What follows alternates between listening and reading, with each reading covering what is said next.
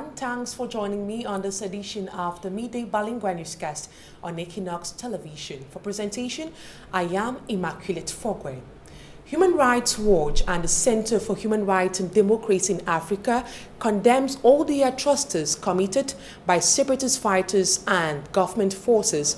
They were speaking with regards to all the killings, burning of houses that is currently taking place due to the over 4-year-old armed conflict in the northwest region of Cameroon. They both urged the government of Cameroon to work towards end the killings, torture, arbitrary arrest, burning of houses ongoing in the two English-speaking regions of the country. More with Innocent Aze.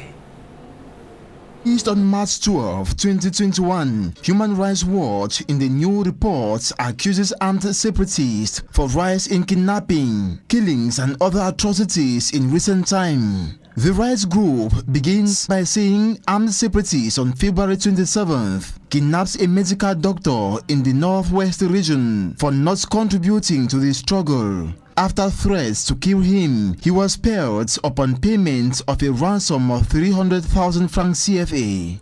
This rights group adds the separatist fighters since 2017 have kidnapped hundreds of people, including students, clergy, political leaders, and humanitarian workers. Human Rights Watch notes this recent kidnapping occurred amidst a wave of renewed separatist violence over the past 2 months. It recorded killing of 3 tribal chiefs in a Ata village in the southwest region on February 13 by separatist fighters calling them blacklegs. On January 9th, a principal of a high school in Eyumojok southwest region was killed and another principal from a high school in Tinto, still in the southwest region, wounded by suspected separatist fighters. According to Human Rights Watch, separatist fighters hindered the delivery of humanitarian assistance, killed and tortured those they called blacklegs. Similarly, in a report published by the Center for Human Rights and Democracy in Africa, March 11th, a day before that of Human Rights Watch, the Barrister Agbobala's rights group says human rights violence has deteriorated in recent months in Anglophone Cameroon. The CHRDA, in its report focusing on events from October 2020 to February 2021, accuses the separatist fighters and the military for inflaming human rights violations like extrajudicial executions, torture,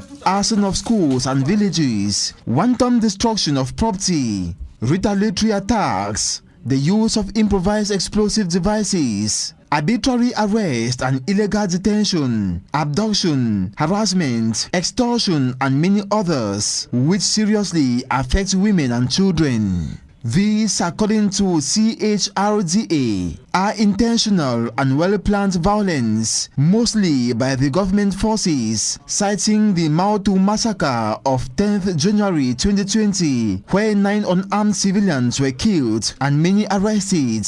The massacre of 4 boys in Metaquata in Bamenda on January 23, 2021. The January 21st attack in Mautu, to mention but these. The Center for Human Rights and Democracy in Africa, on the other hand, reports that separatist fighters also bear significant responsibility for incidents of violence as they attack civilians they claim collaborate with government forces and administrative authorities in various localities in the 2 English-speaking regions. These separatist fighters have also used improvised explosive devices to attack the military, resulting to deaths of civilians and military men, like in the Momo division of the northwest region. The Agbobala-led group condemns these gross human rights abuses and violence, highlighting the need for all-inclusive dialogue with a third-party mediator to find a lasting solution to the crisis, and accountability for perpetrators of the violence and other crimes. Human Rights Watch, on its part, says Cameroon armed forces in the Anglophone regions have to do better to provide effective civilian protection. It asks the United Nations Security Council and Cameroon's international partners should make it clear to separatist leaders that there are consequences for these crimes, including through targeted sanctions such as travel bans and asset freezes on those who bear responsibility for those committing the abuses. Onto our health page, the northwest region of Cameroon has been negatively impacted by the second wave of the coronavirus. Between February 28 and March 6, 2021, 12 deaths associated with the virus were recorded, while 500 new cases were registered in the northwest region of Cameroon. More with our northwest correspondent, Stella. At checkpoints, while moving into or out of Bamenda using public transport, it is common to hear these, and I quote, "Make any man wear a mask, or if you get your money, no wear 'em." This means everyone stepping out to present their identification documents at the checkpoint should properly wear their masks or be ready to pay some money to the forces. This announcement, most often by the bus conductor, gets most passengers searching through their hand luggages for their masks. On the streets of Bamenda, masks are worn at the side of control teams, while tap buckets which had been distributed barely have water and soap. Look at that order, pack up. It's I don't know what is me. Look at the mask. You're not shamed. Since the start of 2021, there has been a rapid increase in new cases of coronavirus in the northwest region, as well as deaths associated with COVID-19. Between February 28th and March 6, 2021, a total of 6,591 COVID-19 diagnostic tests were conducted, while 563 persons tested positive, 126 recovered, and 12 died in just 1 week. Health experts say the figures are alarming. Coronavirus is real. No one is spared. Everyone is at risk. The respect of barrier measures, that is, the wearing of face masks, washing of hands with soap and running water, and the maintaining of physical distance of at least 1.5 meters from each other, health experts say, can prevent and limit the spread of the coronavirus. Also, persons with flu-like symptoms are advised to get to the nearest health unit for possible dictation and early treatment in the case of the coronavirus. And still on our health page, a nurse is said to have died after being infected with the coronavirus pandemic. The information was made public by the director of the Konsamba Hospital, Dr. George Philbert Manga. Details with Smart Chikan Gabriel. Alcohol in Konsamba is the latest to be hit by the coronavirus, with a nurse who died recently at the Konsamba Hospital. Infection rate has also increased, as the director of the Konsamba Hospital told us. We have more than 200 diagnosed cases of COVID-19. One person has died as a result of the disease, and at the moment we have another in a very critical state. Amongst them, one of us is being taken care of. The director also confirmed the present situation is worse if compared to last year. There are more COVID-19 cases this time when we look at the numbers last year in our hospital and Konsamba in general. From January to 11th of March 2021, the number has drastically increased. According to the director of the hospital, sensitization is supposed to be done more by communicators, while doctors take charge of infected cases. Sensitization is supposed to be done by all of us, particularly the journalists, while the doctors take care of positive cases. Reasons why the communication sector is very vital now. nous n'y mettons pas trop d'emphase. With the recent increase of infection of coronavirus in Konsamba, authorities are calling on inhabitants to be more vigilant and respect barrier measures put up by government. And that's it for this first part of the news. The second part will be in the French language with you, Nadine Yabo. Good day to you, Nadine. Good day, Immaculate Fogwe. Mesdames et messieurs, bonjour. Merci d'honorer ce rendez-vous de l'information sur Équinoxe Télévision. En ouverture de ce journal, évoquons ce litige foncier qui paralyse les travaux de construction du siège de la BEAC à Ebolova, dans la région du Sud. Moins d'un an après son lancement, le chantier est à l'arrêt, un projet pourtant vieux depuis de 15 ans. Les populations s'opposent fermement à la valeur foncière et dénoncent le flou qui entoure le processus de paiement des populations déguerpies sur le site devant donc abriter le siège de la BEAC à Ebolova, dans la région du Sud Cameroun. Le récit de Roger Takala, Isabelle Carole Zopet. Sur cette maquette, l'agence de la Banque économique de l'Afrique centrale d'Ebolova. Mais sur le site, pas le moindre parpaing. Un projet pourtant vieux, de 15 années déjà. Malgré le coup d'envoi des travaux de construction donnés par le Premier ministre le 29 septembre 2020, les travaux sont toujours à l'arrêt.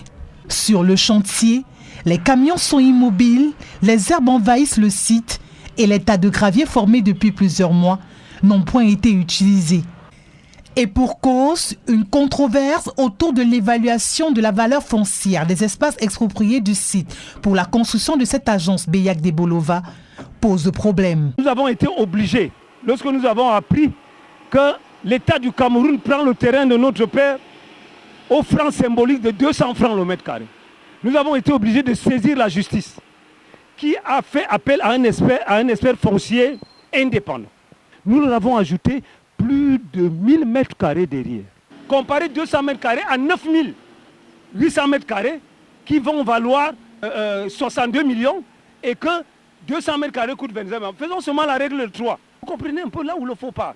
Si 200 mètres carrés coûtent 25 millions, combien peuvent coûter 9800 mètres carrés sur le même site? Vous voyez jusqu'où le faux peut être décelé. C'est tellement faux. C'est une histoire très fausse. En incriminant les autorités locales de n'avoir pas joué leur rôle pour éviter ce litige foncier, ces familles ayant droit qui dénoncent l'inégalité dans la répartition des indemnisations appellent au secours du plus haut sommet de l'État. Depuis le 29 septembre, qu'on a posé la première pierre, pourquoi les constructions n'avancent pas? Parce qu'il y a eu du faux. L'élite de la villa veut imposer une loi qui ne peut être arrêtée que par ce chef d'État-là. Il n'y a personne d'autre. C'est M. Biya seul qui est prêt à défendre la famille essienne sur ce problème. Sur le banc des accusés, les élites soutiennent que le gouvernement et la BEAC ont joué leur partition. Il se trouve maintenant que l'un des ayants droit, l'une des familles ayant droit du site pose quelques préalables, notamment sur la valeur d'indemnisation qui a été proposée par le gouvernement.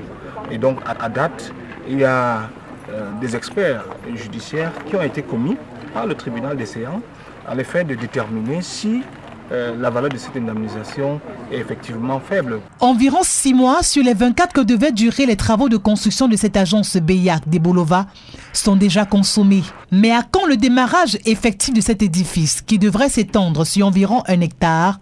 Seul le verdict de la justice permettra de répondre à cette question.